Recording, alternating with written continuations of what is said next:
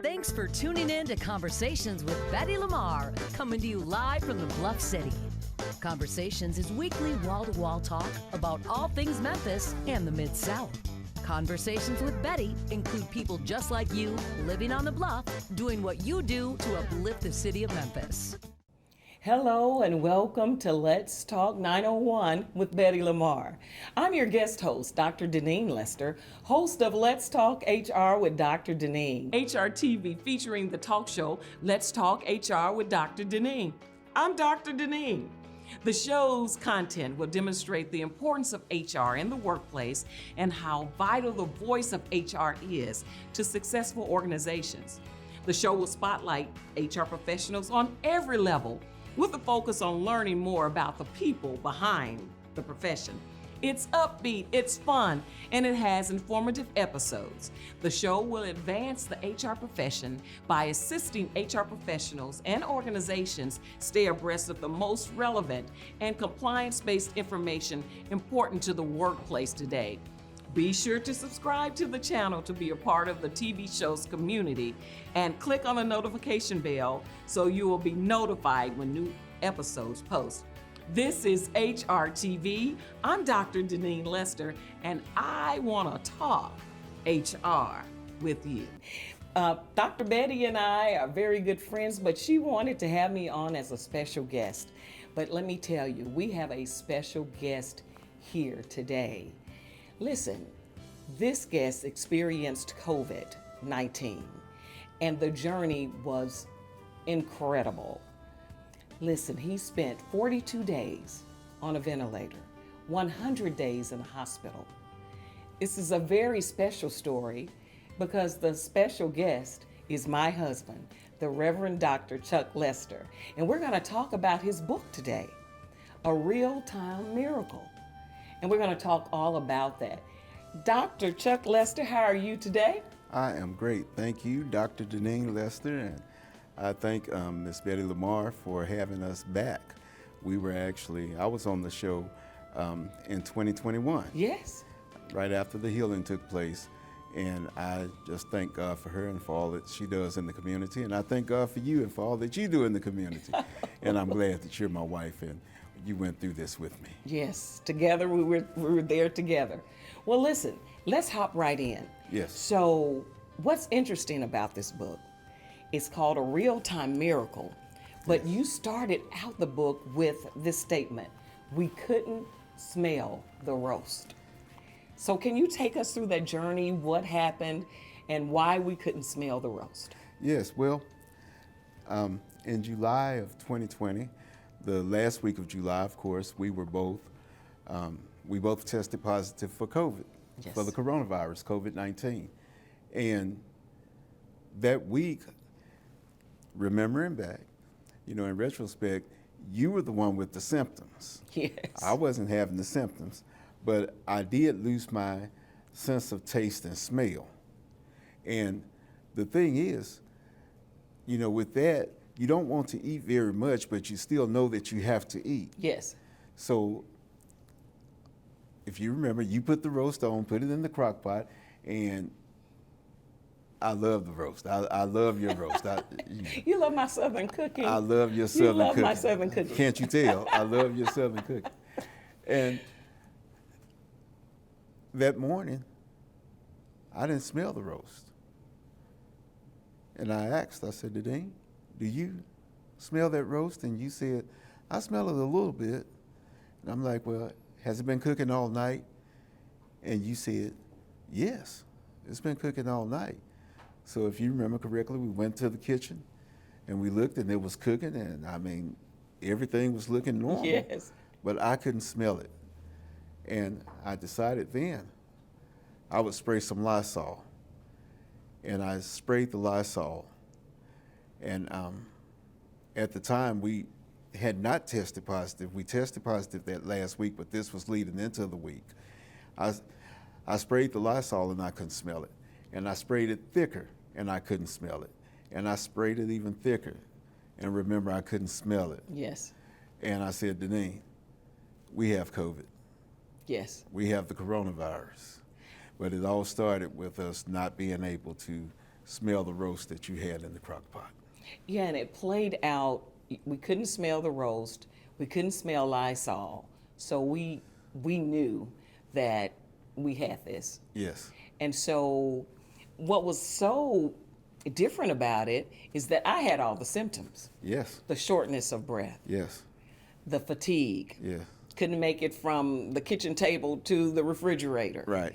And you were up walking around as if it was nothing. I was up walking around. I was doing dishes. I was doing laundry. I was, people would drop things off by the house. I was getting that off the porch, bringing it into the house, and I mean, just life is normal, with the exception of the smell and taste, and was taking care of you.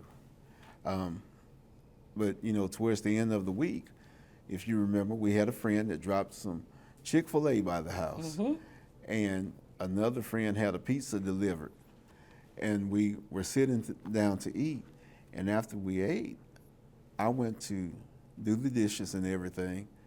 You were still sitting on the sofa, and I came out and I took your oxygen. We had a pulse oximeter at home, and I still to this day tell people to keep a pulse oximeter. It checks your heart rate and your O2 stats, your oxygen levels. And yours were fine. My oxygen levels were not fine. Right.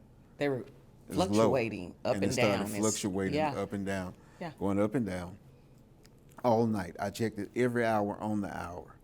And the next day, I went to the hospital. That morning, the next morning. Yes. I was thinking I was going to come back that evening. Well, that's what you told me. Yes. Listen, I'm just going to get it checked out, and I'll be back this afternoon. Right. I even told you to rest up because at that time, the COVID restrictions were in place. That's right. And nobody could go into the hospital but the patient. Yes. And so rest up, you'll have to come and get me, you know. I didn't drive. The paramedics came to the house, but I knew they weren't bringing people back home, so you would have to come and get me. I didn't know at the time that I would not return home for another 68 days. I mean, it was one day you're here, and then the next day you're not. Absolutely. And going into the emergency room, talking to the doctors, I'm sitting there talking with the doctors just like I'm talking to you now. Yes. And they said, well, Mr. Lester, we're going to have to put a CPAP on you. And I said, well, okay, but if you remember, I did not want a ventilator. I did not want to be placed on a ventilator at any point, any time. I called you on the phone, and I said, listen, they wanted to put a CPAP on me, but I do not want a ventilator. You tried to talk to me, the doctors tried to talk to me, I wasn't hearing it. They finally said, well, we need to go on and do the CPAP now. And this was less than an hour after I got there. Yeah. And so they're bringing the CPAP down, it's coming down over my face, and I've written about this in the book, A Real-Time Miracle. But the CPAP's coming down over my face, and I heard someone say, Mr. Lester, are you okay? And I said, yes, I'm fine. And then I heard someone say, Mr. Lester, do you know your name? And I'm thinking, well, you just called me Mr. Lester. But I said, yes, my name's Chuck Lester. And she said, Chuck, does Cornelius ring a bell? And I said, yes, that's my real name. They call me Chuck. And she said, do you know where you are, Mr. Lester? And I said, no, ma'am, I don't. And she said, Mr. Lester, you're at Methodist Germantown Hospital. You're on a ventilator, and you've been here almost a month. Been there a month. You didn't know a thing was happening. Not on this side, no. Not on this side. Right. But what's interesting, on the other side, right, you saw an awful lot right, as you went through this journey on the ventilator. Absolutely. And let me just say this. Today, and again, I thank God for Betty Lamarr. Yes. Because today marks 5 years to the day that they put me on the ventilator.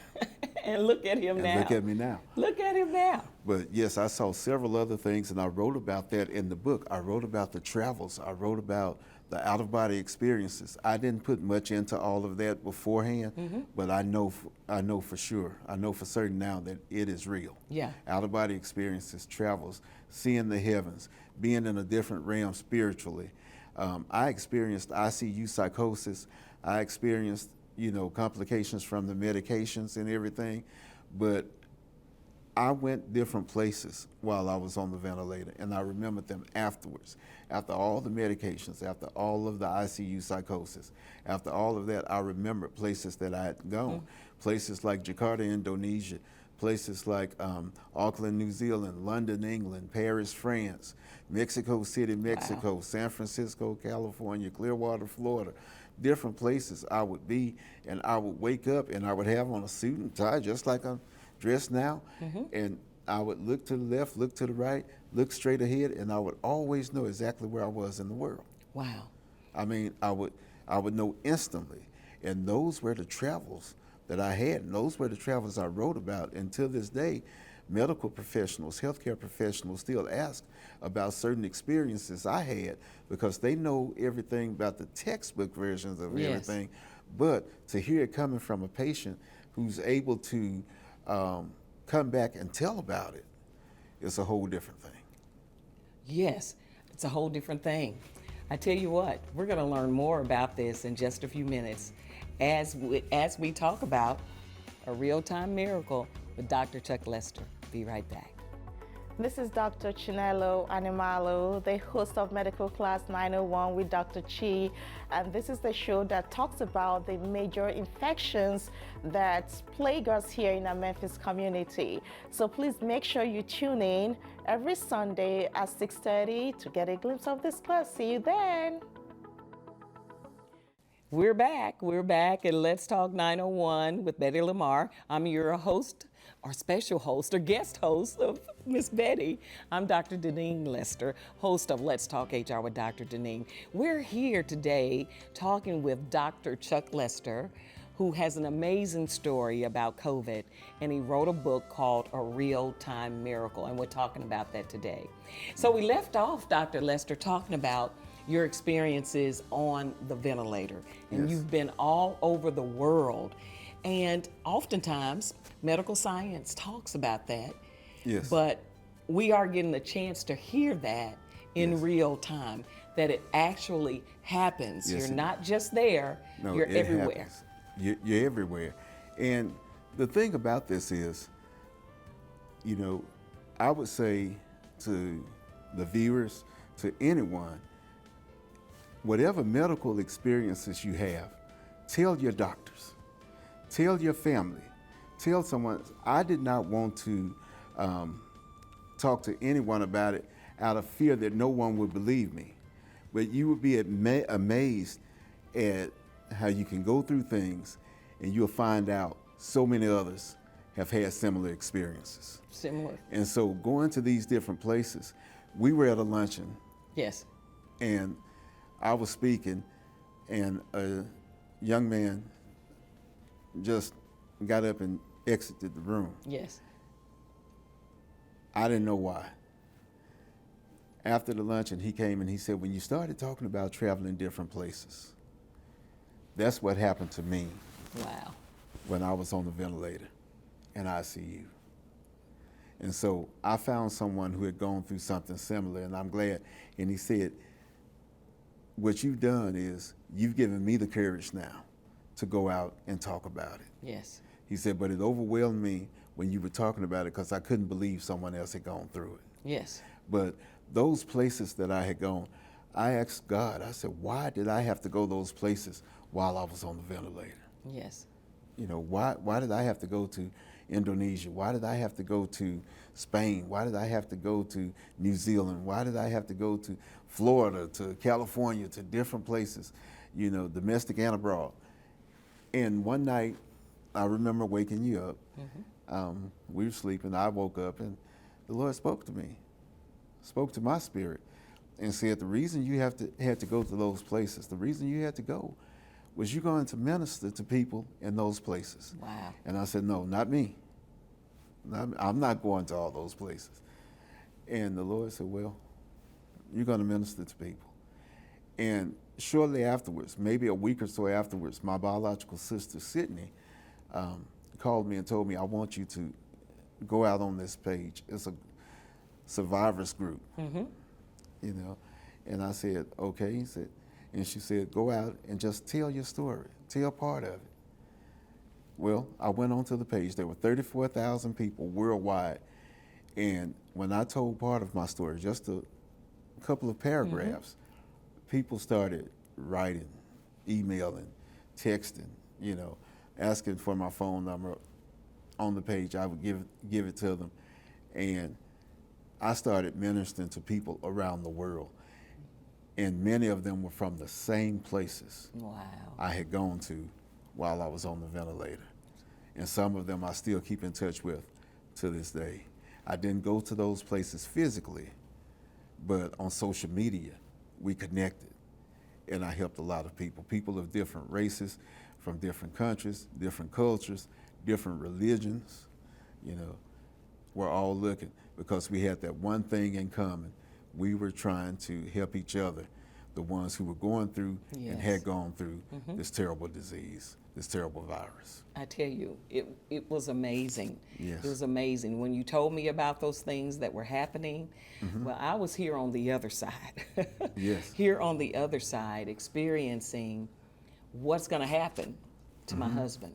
So I want to give just honor to medical professionals. If you can remember, during that time, no one could get into the hospital. Right. So I had to depend on them to turn their cameras around on their phones just so I could see you. Yes. And I would go and sit in the parking lot just so I could be close to you. Well, first off, let me tell you, and excuse me for interrupting, but I have to say this. Thank you for all you did. Because as you talk about how you had to depend on the medical professionals, you know, even not knowing, I had to depend on you. And I commend you for being home, for praying, for keeping my family informed of what was going on, for taking care of the house, for doing, because this happened to us suddenly. Yes. We did not expect it. No. You know, never anticipated it coming. No warnings at all. But you handled it and you did it like a champ. And I appreciate that. You know, I'm glad I married you, but I appreciate that. But also, you know, I wrote about that in the book, but people can see, it says A Real-Time Miracle by Dr. Chuck Lester, but it also says Wife Hacks by Dr. Deneen Lester. It does. And I wanted you to tell your part of the story. Yes. And you didn't, you like, no, let's just focus on what happened with you. But I wanted to focus on what happened with you because you played a major part. You were just as much a main character in this story as I was. So, you know, I think you should tell the viewers how the Wife Hacks came about with the book. Well, let me tell you how Wife Hacks came about. So my husband had been asking me, why don't you get you a social media page? I said, I want a social media page. I'm just going to get on your page and hack yours. Right. And so I would get on his page, hack his page, say what I want to say, and then put Wife Hacks.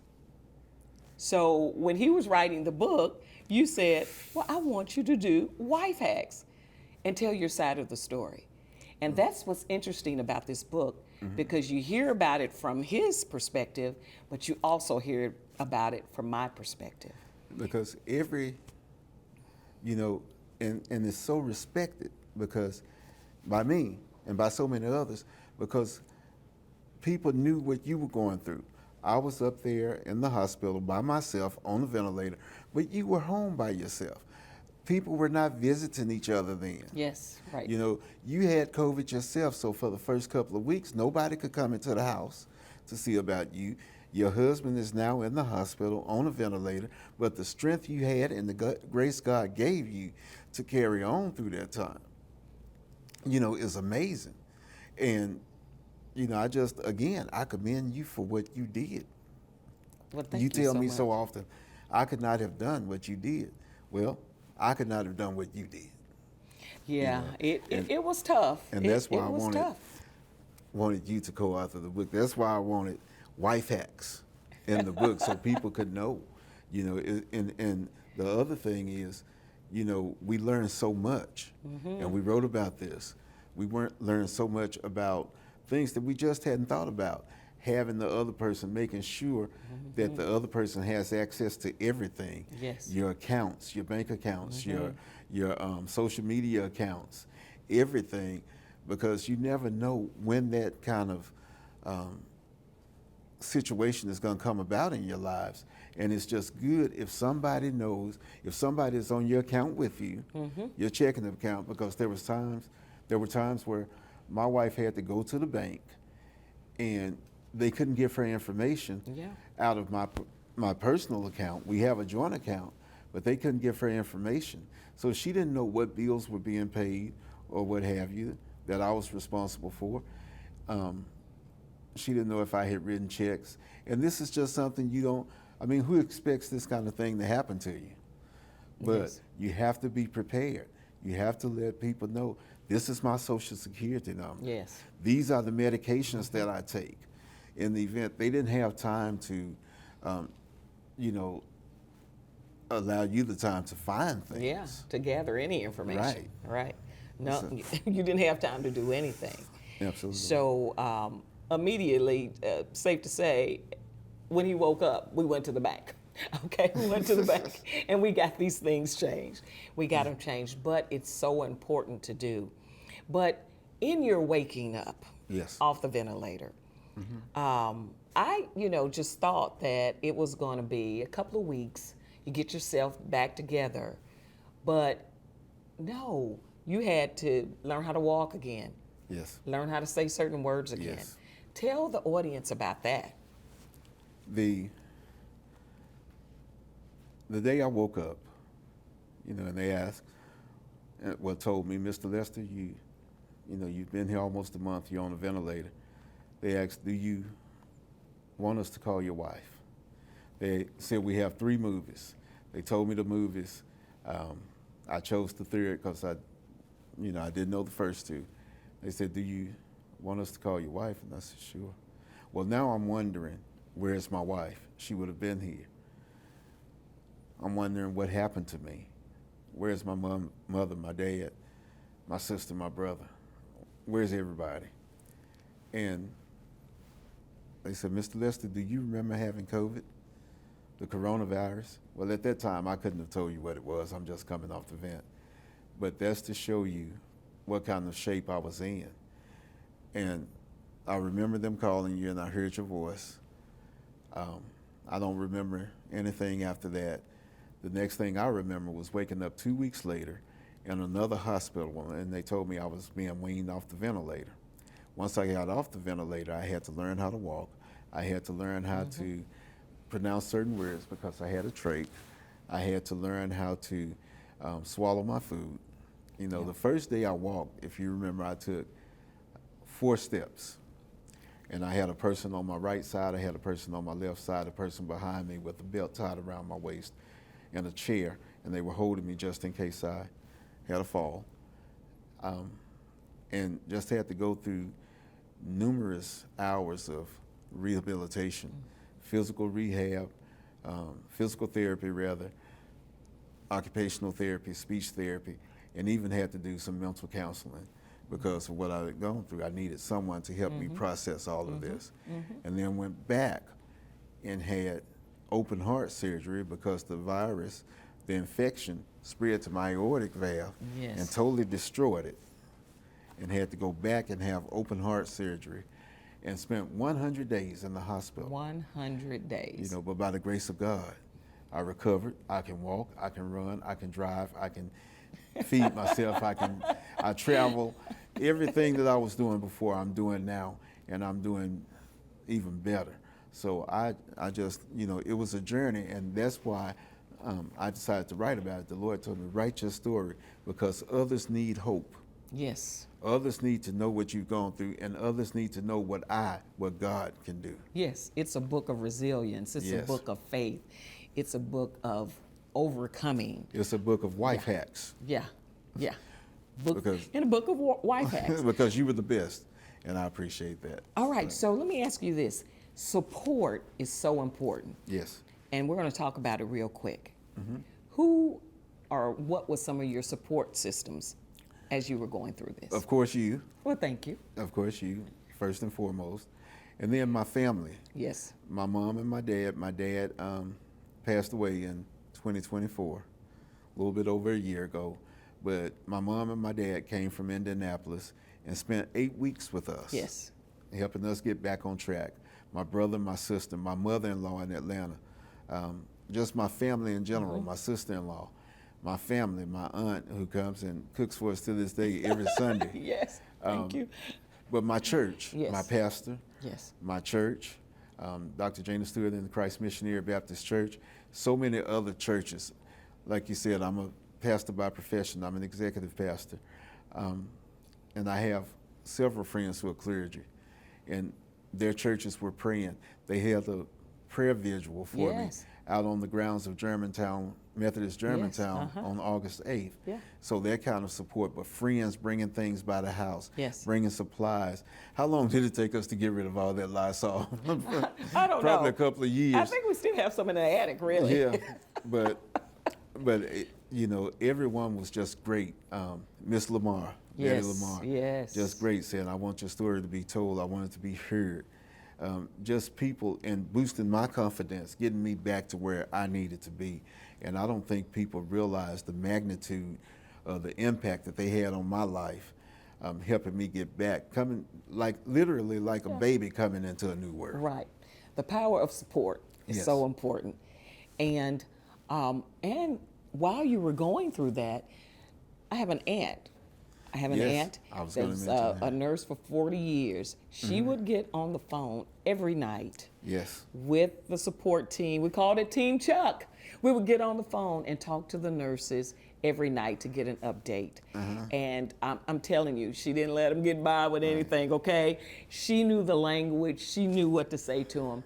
So support is so important. She's even in a different city and did this from a different city. Auntie Garnett, I love you. in a different city, calling and checking. And I mean, and then even the words of encouragement afterwards, just as I was getting better, you know, are Yes. you doing this? Are you doing that? And we just give God praise for everybody. We give God praise for everything. So when you're looking at a faith challenge, if you're looking for resilience, if you're looking for deliverance, it can be done. And how do I know? It's because of this book. It's because of our journey. It's because of my husband. It's because of all of these things. Yes. So I can tell you, and you can close this out if you would like. Sure. First off, we want to thank, again, Miss Betty Lamarr Yes. for allowing us to come on. And second, I want to tell you, just like my wife just said, it's nothing too hard for God. There were 64 of us, patients at Methodist Germantown in 2020 on a ventilator due to COVID, on life support due to COVID, and only 6 of us lived. That's why I'm what you call a real-time miracle, a miracle in real time. And just know that if God did it for me, God will do it for you. Purchase the book. You can purchase it on Amazon. You know, you can call me directly and I'll get you a copy. But whatever you do, purchase this and read it, see how it will work in your life. I guarantee you it will. Thank you so much. I guarantee you it will. Thank you for tuning in to Let's Talk 901 with Betty Lamarr. I'm your host. Guest host, Dr. Deneen Lester, host of Let's Talk HR with Dr. Deneen. We will see you next time, and remember, there is a real-time miracle. Have a good one. HR TV featuring the talk show Let's Talk HR with Dr. Deneen. I'm Dr. Deneen. The show's content will demonstrate the importance of HR in the workplace and how vital the voice of HR is to successful organizations. The show will spotlight HR professionals on every level with a focus on learning more about the people behind the profession.